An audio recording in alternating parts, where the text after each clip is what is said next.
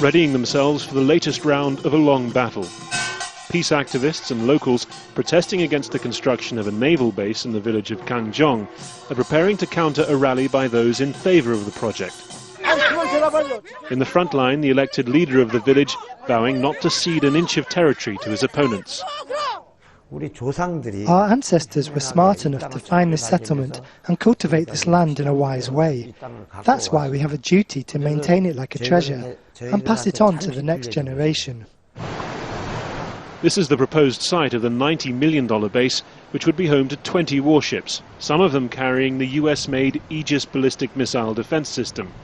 Many of the activists here say its purpose is to help the US contain China's growing military power. The reason given for picking this location was that it would be a perfect deep-water base for an ocean-going, far-reaching navy, capable of defending the interests and the shipping lanes of one of the world's largest economies. But recent events have many wondering whether military spending shouldn't be targeted closer to home. Last year's sinking of the Navy ship Cheonan and the North Korean attack on a western island with a combined loss of 50 lives have prompted a military review. Talk of a so-called Blue Water Navy has receded, with opposition parties calling for the National Assembly to reconsider its approval of the Jeju base. But the government is determined to press ahead with its 2014 deadline.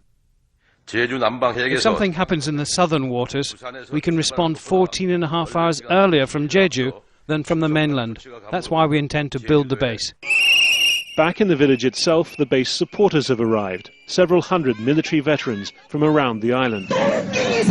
They decry their opponents as communists, religious zealots, North Korean sympathizers. These activists from outside are misleading people with false information. So together with civic groups for national security, we need to show people that there are also voices in favor of this project. Eventually the veterans approach the anti-base protesters, hundreds of police creating a buffer zone. It's a stalemate, but one that can't last indefinitely. Harry Fawcett, Al Jazeera, Jeju, South Korea.